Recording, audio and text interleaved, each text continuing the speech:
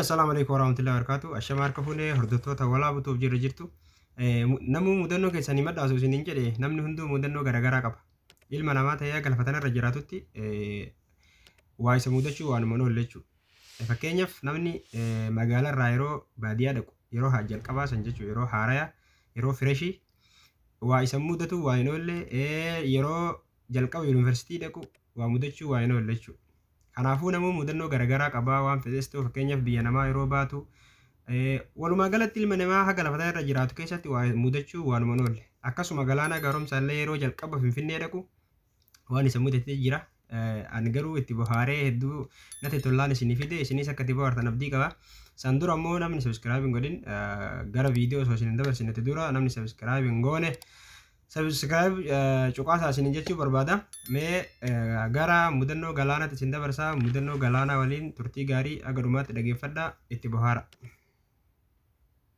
Egaa unni akka dhuunfaa keenyatti nuuf ispoonsar akka taatan miti waan Oromoo fayyadu waan uummata Oromoo aartii Oromoo fayyadu maqaa Oromootiin moggaaftanii garuu kan isin gargaartan kan isin waan hunda gochaa jirtan immoo saba kaaniif yoo ta'e waan kun wal nu taajjabsiisti mee gola keessan ilaalaa inni. Galo. Oko.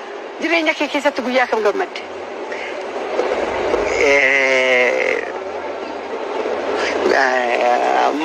Itti yaaddee dhagaafatte gaaffii kana. Sirriitti yaadee.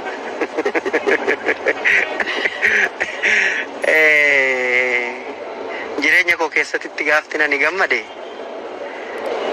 gaaf tokko miti gaaf baay'eedha. Gaafan fayyaa qabaachuu koo beeketti hin gammade. Gaafan fayyaa qabaachuu koo beeke waan ilmi namaa hojjete hunda keessaa hagan hojjechuu malu waanan hojjedhuuf gaaf sana gammadeera. Inni lammataa immoo gaafan Oromoo ta'ee dhaladheen gammade. Guyyaan baay'ee gaddisee. Guyyaan baay'ee gaddee baay'eedha innis yaadadhu chaalenjii hedduu kan hin irraanfanne. Mucaa hiriyaa koo tokkotu ture. Mucaa hiriyaan koo ture baay'ee wal jaalanna. Na bira dhufeeti laaqana wajjin hin nyaanne na biraa deeme. Iddoo dhimmaa deeme jechuudha. Iddoo dhimmaa sunitti wareegamuusaa dhaga'een firri koo kan du'e obbolaan koo kan du'an faayyuu jiru. Isaanirra kan isaan na gaddisiise. Waraqaa inni barreessee na bira kaa'ee jirayyuu waraqaa san dubbiseen baay'ee na gaddisiise. Qophaa koo boo'eetiin baay'ee irra deddeebi'ee boo'aa ture. Guyyaa kana nan yaadadha. Galo mudannoo addaan qaba biyya alaattis haa ta'u biyya keessatti wanta si mudate. Ani sitti murra mee mudannoota kee daawwattoota televezyiinii OBN bira nu geessisi. Gaaf tokko waggaa 6 kan dura Finfinneen dhufee eessumni koo Kumsaa Dandanaa jedhama 4 kiiloo jiraatu. Dhufeetiin buufata konkolaataa as gara Qarsaa kana agamsa. 4 kiiloo taaksii qabadhu kottu daan jedhe.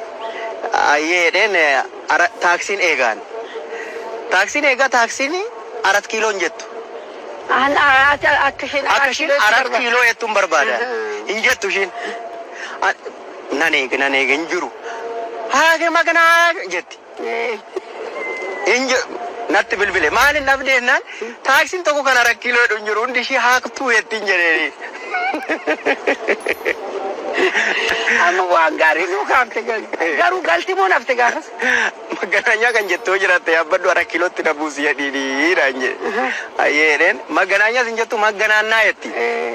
Wanni keessatti ishumati isa hedheetiin galeen 4 kilootti na buusi jedheeni bu'ee jechuudha. Hin hafne garuu hin banne lakkii mannagee. Haa ta'u inni guddaan galuu keeti warra taaksii waaman kana yoom ta'inna hagamsa caffee araaraa cancalleanii hankeenyi immoo kan afaan Oromootiin waamamu. Tokko jennee lama jennaami amma irreecha kabajanne afaan Oromootiin gurratti sirbinee deemna. Nu immoo itti sirbina afaan magaalaa Finfinnee kana isa sirrii akkaataa salphaatti akka namni kabachuu danda'uutitti itti sirbina. Irratti sirbineeti gara sanatti fina tokko jedhanii lama jedhu. Wanti teessee si dhufu immoo du'aaf rakkina qofa. Yoo hin hojjeti yoo hin tattaafatiin homtuu mana keetti barbaadee siin dhufu.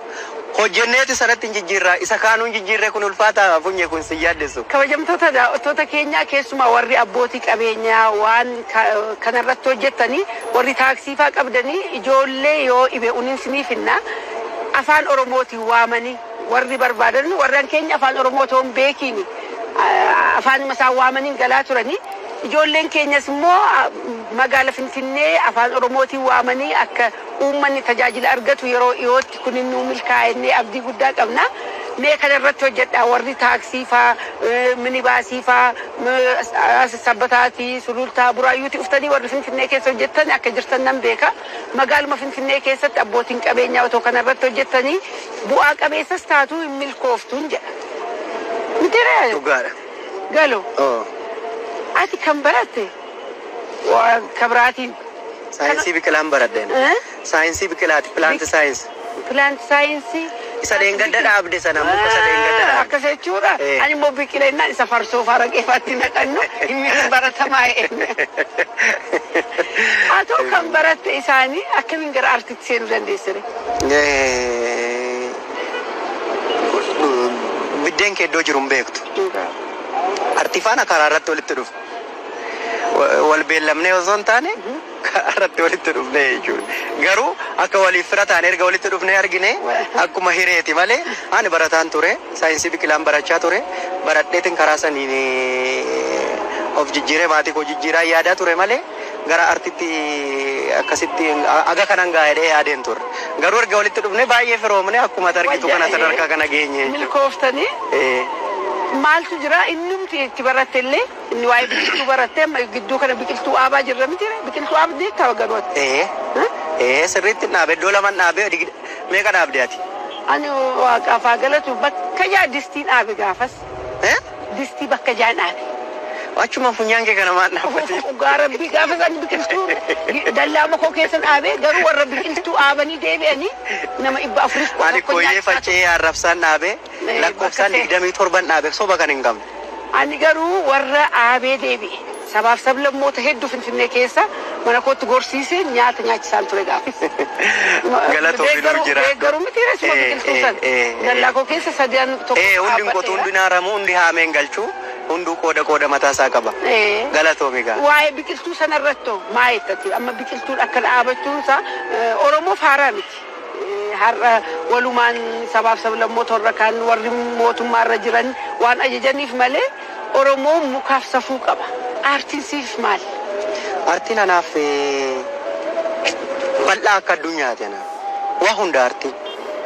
Aartiin daawwitii jireenyaati. Exactly. Waan keessatti waa ilaalludha. Sa fuuldura ufu sa darbe immoo akka seenaatti kan irratti hojjennudha.